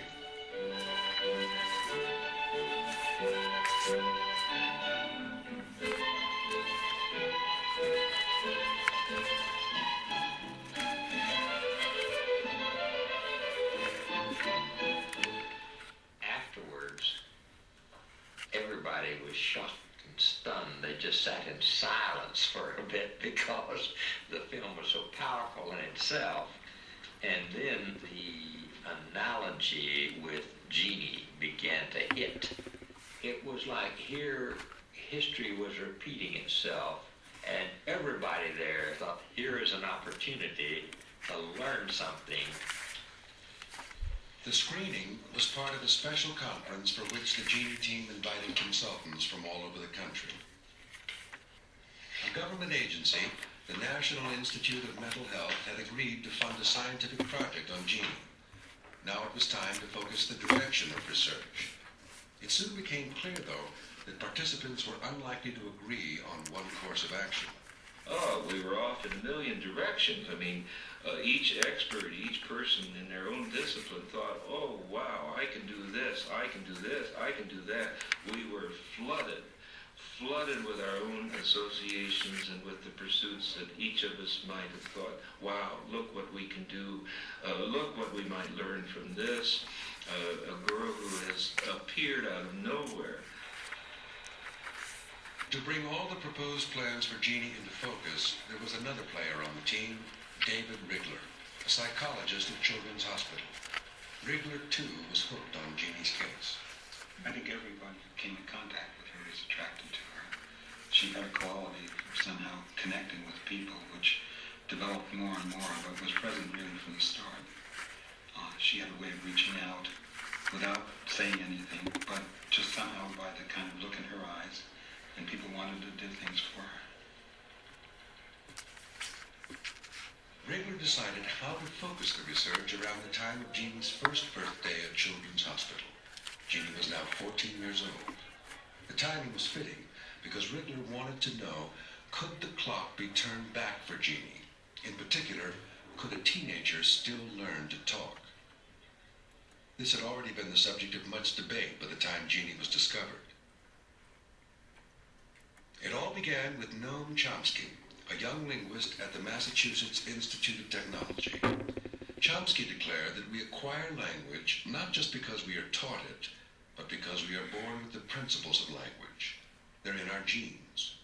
We have language, Chomsky said, because of nature, not just nurture. Then along came a neuropsychologist who had his own twist to the theory. Eric Linneberg agreed we're born with the principles of language, but claimed there is a deadline for applying them. The first language isn't acquired by puberty, he said, it may be too late. Chomsky and Linneberg rocked the field. They were hot. Linguistics was in. It was a perfect time to test the new ideas, recalls linguist Alyssa Newport. What Linneberg proposed is what's called the critical period hypothesis. And what he suggested is that there's a particular period in the life of humans when they're ripe for learning languages. What this hypothesis was looking for was some more direct evidence. But of course you don't do these experiments. One never wishes to deprive somebody of language during the critical period to see what happens. It happened that at that time, when that would have been the right thing for Linneberg's hypothesis, Jeannie was discovered. This is why Susan Curtis joined the Jeannie team. She was a graduate student in linguistics. She would put the critical period hypothesis to its first real test. This is one of the first videotapes of Curtis's work with Jeannie. A sharp wanted, it seemed to me almost desperately, to recode her world with verbal labels. And sometimes we would just stand at a window and she would take my hand and point out the window at a panorama before us, and I wouldn't really know exactly what it was she wanted to know the word for, but she would persist until she at least got a new word. While Curtis tracked Jeannie's speech, James Kent continued work on her emotional development. Kent was concerned that with the growing number of people involved in her case, Jeannie wouldn't be able to form single, dependable relationships. So he set out to be her surrogate parent. I wanted to be part of her sort of ordinary life, so I would frequently be there in the morning when she had breakfast, and be there in the evening when she went to bed, read her a story, kiss her goodnight, turn off the lights, go, and then do things during the day. When she had sort of important things that she had to go through, like physical exams or things like that, I would come along with her as though she were my child. She was very special to me. Did you feel you loved her? Well, doctors aren't supposed to love their patients. But if you could find a word that meant the same thing, yes. Yeah, I was very attached to her.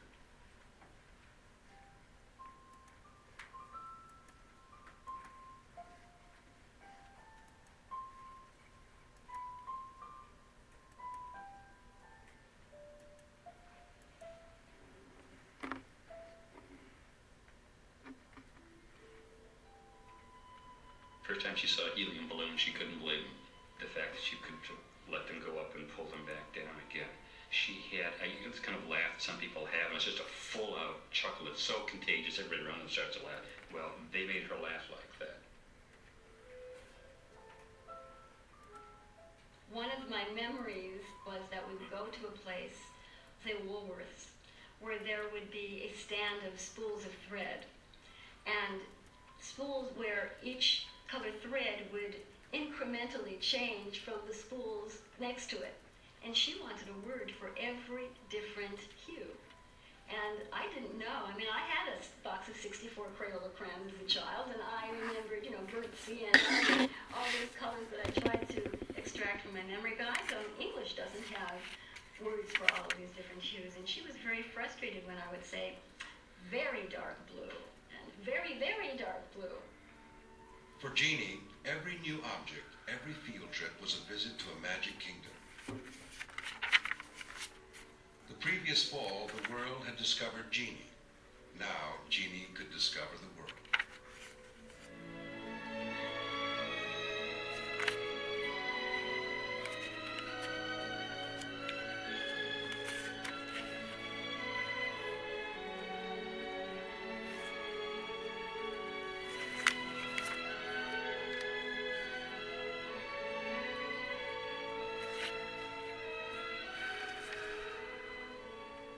There was a time that she passed a father and a little boy who were coming out of a shop, and the little boy was carrying a toy fire engine. And they just passed, and then they turned around and came back, and the boy, without a word, handed the fire engine to Jeannie. She never asked for it, she never said a word. She did this kind of thing somehow to people.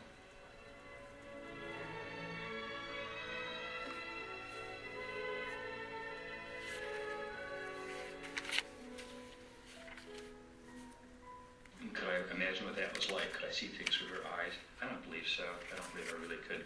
Sometimes I could understand and guess pretty well what she was going to do, but that was familiarity and not an ability, I think, to empathize with, understand the way she saw the world.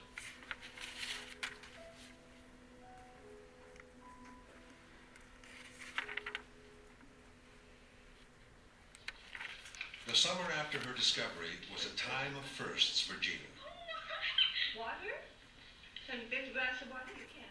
The most significant happened here in the home of Jeannie Butler, her teacher at Children's Hospital. Do you want to get some water and take it to the table? Jeannie moved in. You can get water. Get a glass. It was a new step for Jeannie, her first trial run in a foster home. Is that what you want? This is July 11th. Mrs. Butler's house. This is lunchtime. She just took the milk and the chocolate milk into the bedroom. Here, Butler videotapes Jeannie's passion for hoarding things, especially containers of liquid. Although there is no obvious explanation, this has been reported in other cases of children raised in isolation. Jeannie began living here after Butler said she had exposed Jeannie to German measles. It began as a temporary quarantine. Butler wanted to make it permanent.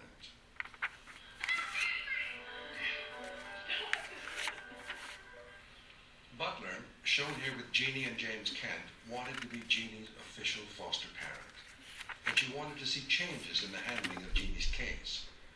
Butler thought frequent visits by team members Kent and Susan Curtis were exhausting Jeannie.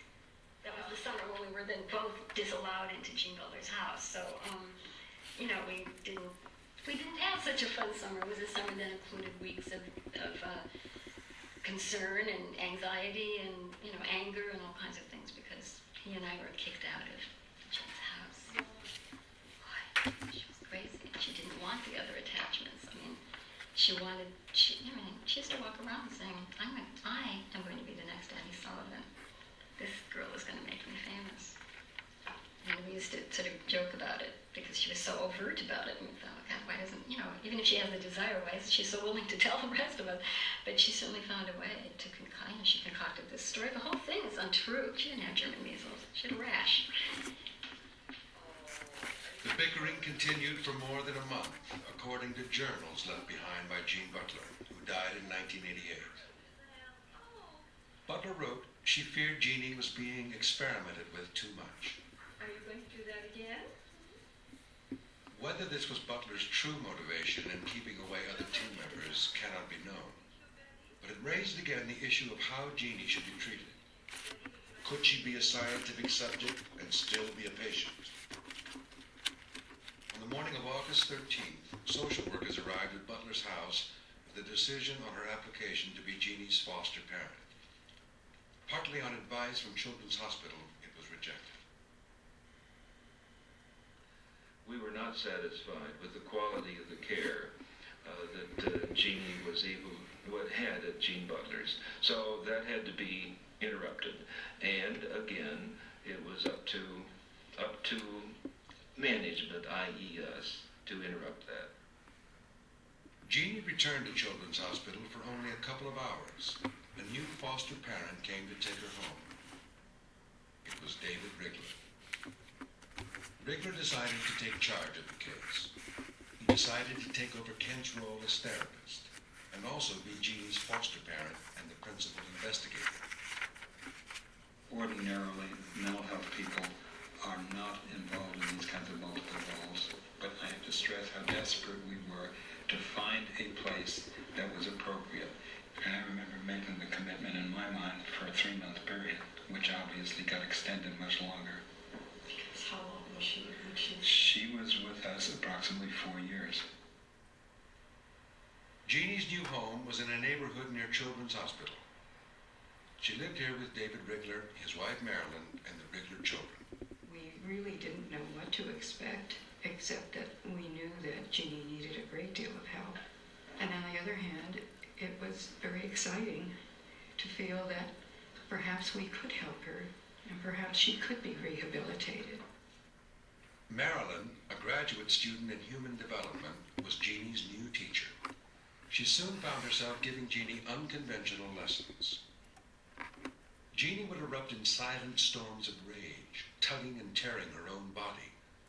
To turn Jeannie's self-destructive anger outward, Marilyn taught her how to have a fit, how to slam doors and stamp her feet. Eventually, Marilyn encouraged Jeannie to turn her pain and anger into words. And there came a time when she could say, rough time. And sometimes she could tell you the degree of how upset she was by waving one finger, which meant she was very upset, or kind of waving her hand, which meant she was upset, but it wasn't going to be a big deal. Let's see you jump. Good. You jump some more? One of Marilyn's first tasks was to awaken in Jeannie a sense of her connection to the physical world. March. March. Tell me what I'm doing. Like her historic counterpart Victor, Jeannie seemed disconnected from certain bodily sensations. I would allow her to run her own bath water or her own shower water. And when I would touch it, I would realize it was icy cold. And I would say, oh, this is so cold. You're going to freeze. And it was as though it didn't make any difference. In their new role as Jeannie's foster parents, the Ritters were suddenly responsible for a child who needed full-time supervision. They also took responsibility for Jeannie's therapy, attempts to help her grapple with the horror of her childhood. Okay, baby, open your mouth. In this primitive role-playing exercise, Marilyn pretends to be Jeannie's mother. Hurry up, because there isn't any time. Father's gonna be angry. Marilyn tries to elicit memories of Jeannie's past. I wonder what you're thinking.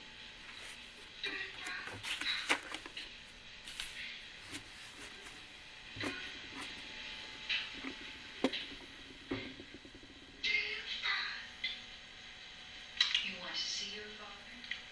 Father is not living. You remember what it was like when you lived at home? What were you sitting on when you ate the cereal? In the potty chair. Where did you stay when you lived at home? Where did you live? Where did you sleep?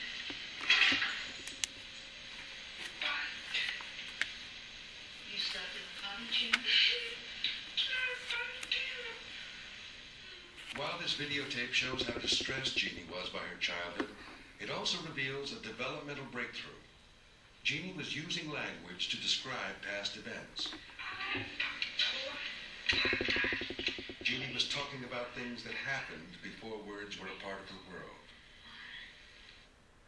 For a child who barely spoke just a short time ago, Jeannie was doing remarkably well with language.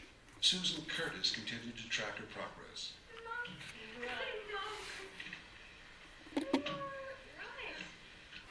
Jeannie could read simple words. Her vocabulary was growing. Here she is about to say, I like log. Let me see. The log? You found a picture of a log. I didn't even know you knew what a log was. Where do you see a log? I was struck with how different the words that she knew were from the vocabulary words that young children would know when they're acquiring the first language.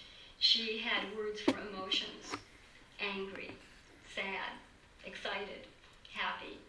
She had words, color words, shape words, square, rectangle. Jeannie seemed to be pulling off a linguistics coup. She had passed the critical age of puberty, but she seemed to be learning a first language. Curtis began doubting the notion that there was a deadline for doing so. My early ideas were that the sky might be the limit. I couldn't help thinking that she might in fact just be able to show that people really were wrong. Jeannie was at last settled into her new life. She even went to a nursery school. Hopes grew that unlike other cases of children isolated from society, Jeannie's could have a happy ending. At the Paris Institute for the Deaf, Jeannie's historic counterpart also seemed to flourish when reunited with civilization. As shown in Truffaut's movie, Victor responded successfully to methods used to teach the deaf. Victor's teacher created his own methods as well. Itar used cut-out letters for lessons that are still used in kindergartens all over the world. He had a knack for gradually increasing the complexity of Victor's tasks.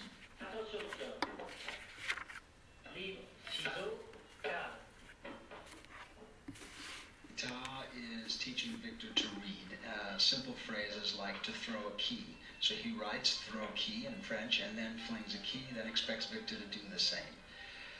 Victor's doing well. He's reading the sentences, performing the actions, but Itar doesn't trust it. It could be by sheer memory. He's seen Itar do it. So he decides to scramble the nouns and verbs and get some weird combinations like to tear a stone, to cut a cup, to eat a broom. Presents tear a stone to Victor. He shows some ingenuity. He goes off, he gets a hammer, and he smashes the stone. Cut a cup, picks up the cup and hurls it on the floor and it shatters. Eat a broom. This time he changes the noun, goes off and gets a piece of bread and devours it. This was Itar, constantly analyzing, upping the ante, pushing the kid towards civilization, toward the skills that we have. And Victor generally rising to the challenge, each time taking the small step. This was the kind of struggle they engaged in together for 6 years. Indeed, for a while, teacher and pupil were joined in a shared mission of awakening. And this is as far as film director Truffaut takes his version of the story. Many people have asked me, well, what do you think of the Truffaut film, The Wild Child, L'Enfant Sauvage? And what I think of it was that it was a pretty solid job of following Itar's reports. But I do have one exception, and that is at the end of the film, the child climbs the stairs when the idea is that he's walking off into a future of endless possibilities in which he may even write his autobiography. And that's simply false.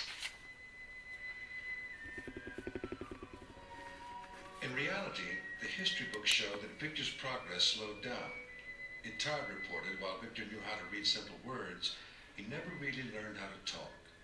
Itar recommended that the forbidden experiment be stopped. You know, we attributed to Itar this motive of wanting to use Victor to build his own career, and I think that was true. When the point came that he was no longer serving Victor, nor serving science, he was no longer serving his career, he abandoned him, he let him go.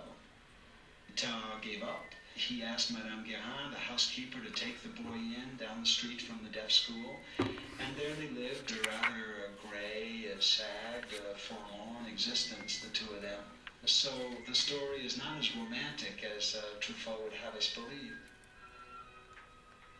Victor lived his last days at this very spot in Paris. He died in his 40s in 1828.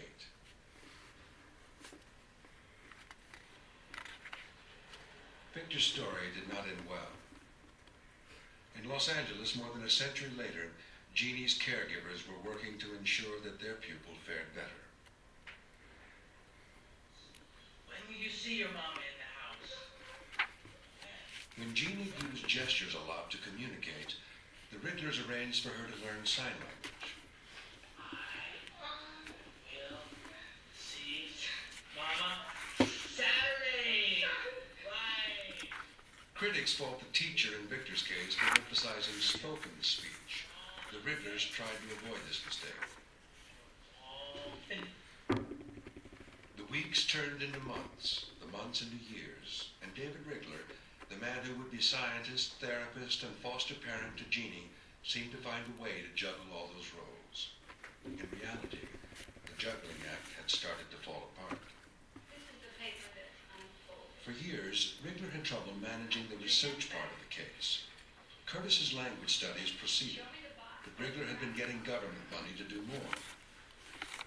Indeed, he gathered hundreds of videos, he supervised countless tests, but he never clearly defined his own research. Show me the shoe that's untied. Untied. To add to the murkiness of the study was an unresolved question which would make it difficult to draw firm scientific conclusions. Was Jeannie brain damaged from birth? Team members disagreed. My impression was clearly that Jeannie was mentally retarded from birth, based on, for example, my sleep study, which showed these extreme spindles, which are fairly characteristic of severe mental retardation. Jeannie, although functionally retarded because she had hardly lived and experienced the world around her, was not mentally deficient in any sense in which we typically think of as mentally deficient.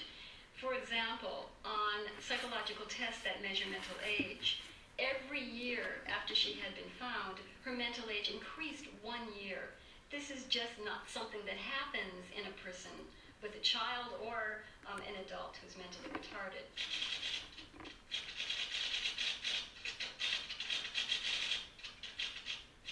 The government agency that was funding the research project grew uneasy with the scientific ambiguities of Jeannie's case. The National Institute of Mental Health was looking for payback for the years of money poured into the study, and it wasn't finding any. After repeated warnings in the fall of '74, NIMH stopped funding the Jeannie project, citing a failure to collect data in a scientifically meaningful way. Nobody knew exactly how to deal with this. We were doing our best. We got the best kind of counsel, the best kind of advice. We had to sort that out and take that as it came. But we did the very best we knew how, and we believed that nobody knew any better. In the year following the loss of their research grant, the Wrigglers decided to end their foster care of Jeannie. Their decision caused concern among their colleagues. It's not that it came as a surprise to us, or shouldn't have. We had a lot of consultants and a lot of people coming in, and one of the questions we were asked often by more than one person is, what's going to happen here when the hospital goes away, when if the research grant goes away, if all of the sort of interest in how this youngster is developing, when the researchers fold their tents and go away, who's going to stay behind with Jeannie? This was something that I was certainly concerned about, the fact that should we not take Jeannie because we did not plan to have her forever. And it was something that we talked about very actively. And we finally decided that if we could give her a good home with much love and rehabilitation within that home, nurturing, caretaking, and good things, that would give her the ability to cope at some later time, so that she would have a good foundation in a stable home. And that was our reasoning. What is on the red box? For linguist Susan Curtis, it was time to sum up her years of work with Jeannie. A clear picture was emerging in her data, but for Jeannie, that picture was not promising. Here, when asked to make a question, Jeannie comes up with, what red blue is in? Red blue is in. Does that make sense? Is that a silly question? Jeannie didn't seem to be able to put words together in a normal grammatical way. This seemed to support the idea of a critical period for acquiring language. In Jeannie's case, the vocabulary was what she was good at. Conveying messages is what she was good at. But if you look at a sentence that she would utter, it wouldn't be grammatical. So she might say things like, Spot chew glove, applesauce buy store, where the message was clear. The dog named Spot chewed the glove, or we need applesauce, we need to buy applesauce at the store. But in both of these cases, you can see they're not sentences of English. We wouldn't say applesauce buy store. We would say, we need to buy applesauce at the store, or applesauce is what we want from the store, or something that is an actual sentence of English. Much of the language research on Jeannie was completed by 1975, a pivotal year for her. That summer, she returned here to her childhood home to live with her mother. Jeannie's mother had been acquitted of child abuse charges. She wanted to resume care of her daughter, but she soon found it too difficult. Thus began another sad chapter in Jeannie's life, a series of placements in foster homes. Jeannie was subjected to abuse, to punishment, to harassment, to the extreme in some of these homes. Then she would be moved again to another home, and another home. And meanwhile, we knew nothing about it until the bombshell hit. The bombshell. A lawsuit against Hanson, Wrigler, Kent, Curtis, and Children's Hospital of Los Angeles. Like Victor's, Jeannie's case had not ended well. And now there was a modern American twist to her story, a lawsuit. The lawsuit filed by Jeannie's mother charged the Jeannie team with excessive and outrageous testing. We're gonna be finished soon. As soon as you put all those cards in boxes, we're gonna be all finished. The lawsuit claimed the researchers gave testing priority over Jeannie's welfare, pushing her beyond the limits of her endurance. Look carefully. It's dark, yes. Dawn. Which box does that belong in? The lawyers suing Children's Hospital were Louise Monaco and Samuel Paz. They should have had clues that they were going at things wrongly because they were getting visits from NIMH, the National Institute of Mental Health, telling them, well, gee, yeah, you got all these videos, but they're not indexed, they're not cataloged, they're all thrown in a drawer. You're doing tests that have no scientific purpose, you're doing tests that you made up. And they were doing tests repetitively, which lose their validity with the repetitiveness. Yeah, I mean, there's certain tests, if you administer them within a year, you can't tell whether you're measuring anything or not. You're just measuring how familiar the subject is with the test. Okay, let's try it again. Here, you do it. Put them in the boxes. I want you to work fast. Come on, let's work fast. It was our job to measure her progress, to determine what changes were taking place. Indeed, if we had not done as much as we did, we would have really not fulfilled the purposes of our grant. But in addition to that, the testing that she underwent was by and large fun experiences for her. Depositions were taken. Experts were summoned. While the suit was eventually settled, it raised an important question. Did the team go as far as it could go in treating Jeannie, or did the research get in the way? We did everything we could not to exploit the case in a way that would impinge on her privacy or impact on her psychologically or emotionally. And that wasn't difficult because of the feelings we had for her. I don't think they started out with the notion of let's exploit her for all the money we can get. I think maybe everybody started out with the notion, one, they wanted to help her, but two, this was like the biggest thing that had hit town in quite a number of years. It was right on the heels of Truffaut's movie, The Wild Child, hence the name that was given to her. I mean, when they had seminars at Children's Hospital, they showed the movie as part of the seminar. And so, I mean, this was like a worldwide attraction, so I think it was really easy to get sidetracked. Despite all she'd been through, Jeannie's troubles were not over. In her first foster home, Jeannie was severely punished for vomiting. The experience was so traumatizing, Jeannie ended up back in Children's Hospital, where the Wrigglers offered assistance. You couldn't help it. So now you're keeping your mouth closed so you won't vomit. Jeannie was afraid to open her mouth. She regressed to the only way she knew how to be under siege, completely silent.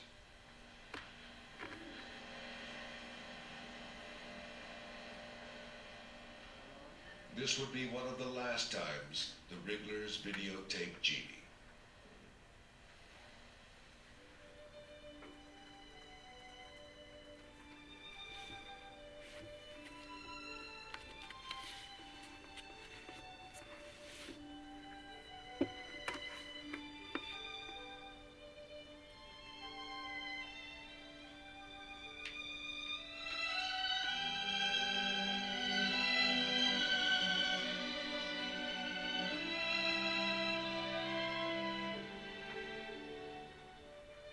Jeannie now lives in an adult care foster home in Southern California.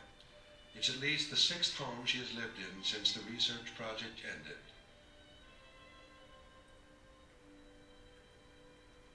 What do we take away from this really sad story?